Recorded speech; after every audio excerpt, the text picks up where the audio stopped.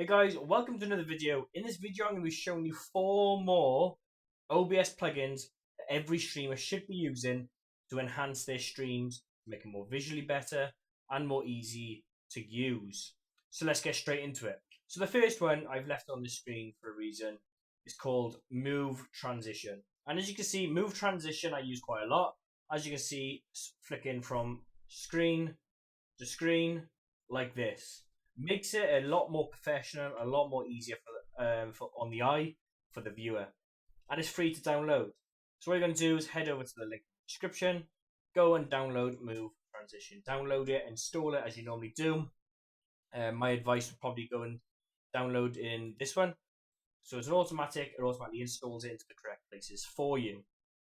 Once you do that, you're going to head over to OBS. So once you've installed it correctly, open up OBS and you click this little plus sign under the scene transitions. And what you're going to click is move.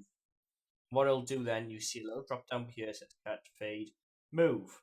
So your normal scene transitions would look like this. They'll move like this, very sharp and stuttery, and so on and so forth.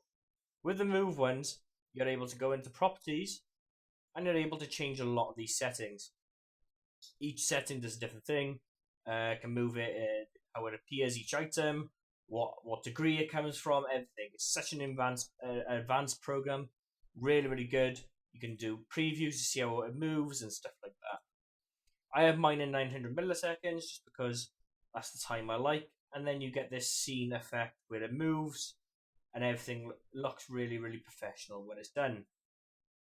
So guys, that is scene transitions. Go and download it. Please use it. It's free and it doesn't take up that much CPU power or OBS power to do so. The next effect we're going to be looking at is the 3D effect. Again, you can download this the same way.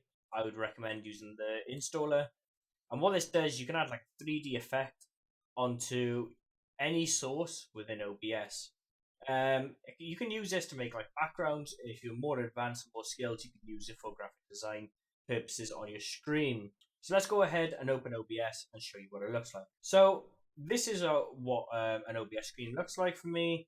This is my standard game one for Warzone and stuff like that. This is another screen I use also for different types of games. And what I want to do, I've already preset it. So my camera is normally here. I can't use the camera because obviously I'm using it to film this video. And what you can do, you can right click on the source, go to filters, you can press plus sign, and then 3D effect. As you can see, I've already got one here. And what you can do, you can just change different things. You can change the FOV of it.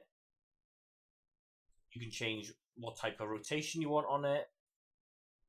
How you want that to look. You can do a full flip of it. You can do anything you want with this, really. You can change the position of it. You can do absolutely anything you would like with this. So what I like to do and sometimes use is put this at a 20-degree angle to open up the stream a bit more, make it feel like I'm watching the stream partly with you while I'm playing as well. It's a good way of doing this, and you could use this to make like a 3D wall and a background on your OBS if you wish so. You can also use this with other programs to make it more advanced in different ways. So feel free to have a little play about. Guess what? It's free as well. So yeah, can't go no wrong. Does look pretty cool. So yeah, get onto it. Download it for free. Link will be below in the description. The next plugin I use quite a lot of, especially now I'm doing different types of content on Kick. I do football watch-alongs for Manchester United. And as you can see, this source would be really good. It's called Source Recorder. What does it do? I'll show you in just a minute. How to download this? Same way, press download. Download the installer I would recommended. Obviously it's for Mac and Linux as well. But yeah, let's head over to OBS and I'll show you what I mean. So on my football streams, this is how I look. I'm by here. I have the game on by here. Yes, Man United 1-0 today. And I have the teams underneath here. So when I'm clipping, I want to clip my reaction to a goal or something that happened during the game. I only want to record my camera and the box around it. So the best way to do that is by using this plugin. So what you do, right click, filter, and as you can see, mine's hidden here at the moment. This is the source recorder. What you can do, you can set it recorder mode, so whenever you're streaming, it will record. You can set it to always. That means every single time this is open, it will always be recording. I don't really recommend that, simply because you only want it on when you're doing something like streaming or recording, or both. You can see where you save it, rename the file, what format it is. You can set a replay button if you want to. For me, I don't.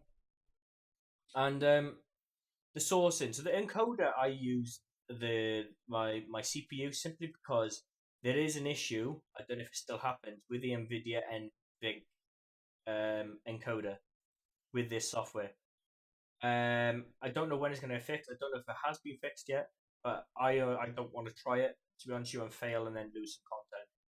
So for me, I always use my CPU to do that. It doesn't really affect anything for me. It's just recording at quite a low rate, only a 5K bit rate. So yeah, guys, this is really good, useful. So what it'll do, it'll only, as you can see here, it'll only record myself. Obviously, I can't use the camera again because I'm using it with you. But record just the camera, as you can see in this box by here. That's all it's going to be recording, is that. Absolutely fantastic piece of equipment. You can use it just to record gameplay.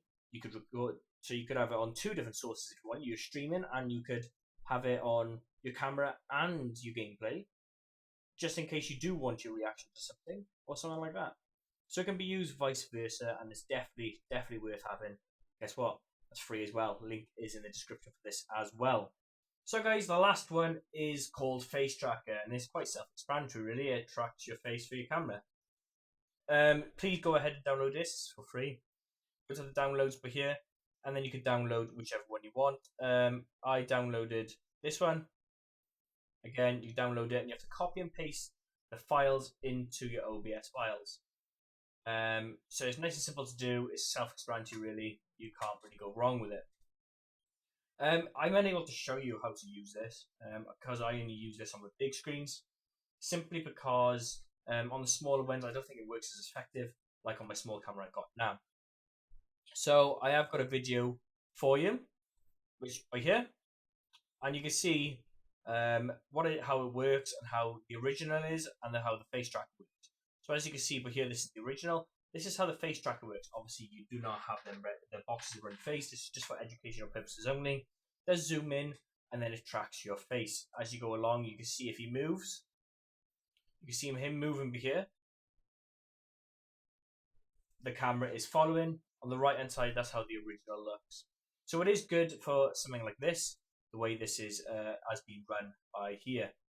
So guys, thank you for watching. If this has helped, don't forget to hit the like button, drop a comment, and share with a friend. Thanks for watching, guys. Take care. Peace.